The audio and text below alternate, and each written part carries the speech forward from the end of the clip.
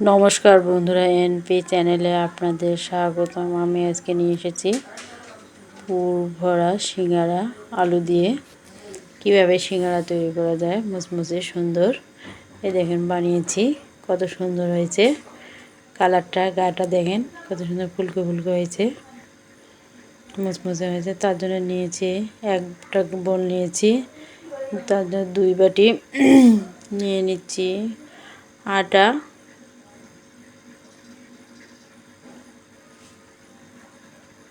2 বাটি আটা নিয়ে নিচ্ছি। দিয়েছি স্বাদ মতো লবণ,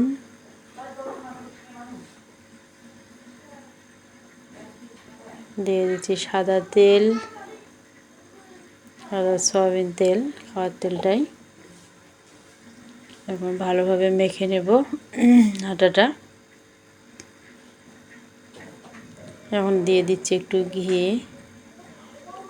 বাড়িতে করতেছি যেহেতু খাওয়ার জন্যে একটু ঘিও দিয়ে দিলাম। এখন দিয়ে দিচ্ছি জল দিয়ে ডোটা তৈরি করে নেব, অল্প অল্প করে জল দিয়ে।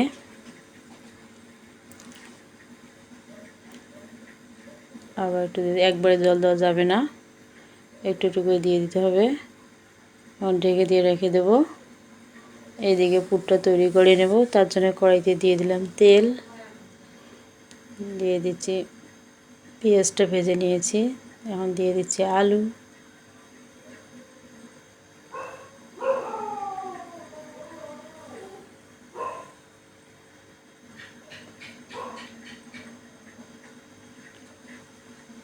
আলুতে দিয়ে দিচ্ছি লবণ,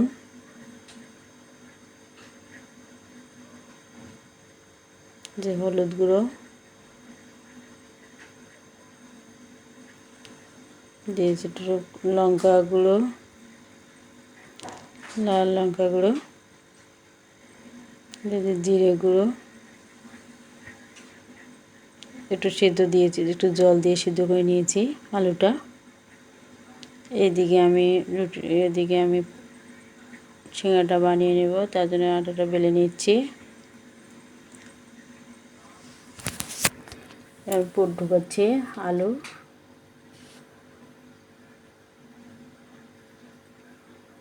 বাদাম দিয়ে দিচ্ছি। এখন সিঙ্গাড়ার শেপ দিয়ে নিচ্ছি।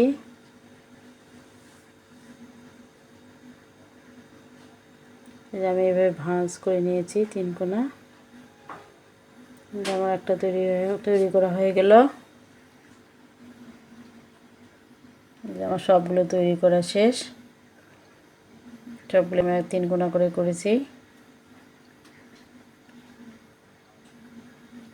সবগুলো বানিয়ে নিয়েছি।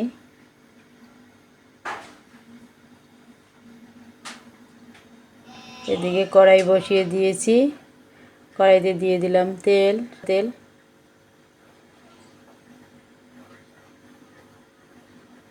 গরম হয়ে গেছে। এখন একটা করে ছেড়ে দেব।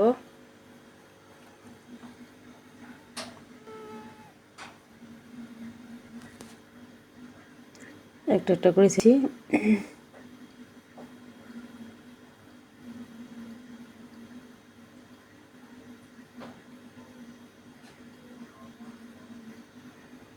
যা উপরটা ভেজে নিয়েছি, এবার উল্টে দিয়েছি। উল্টে পাল্টে লাল লাল করে ভেজে নেব।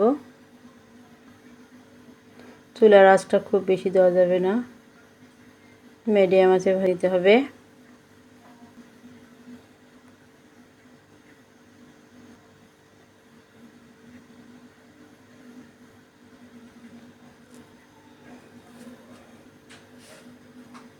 উল্টো পাল্টো করে ভেজে নিচ্ছি।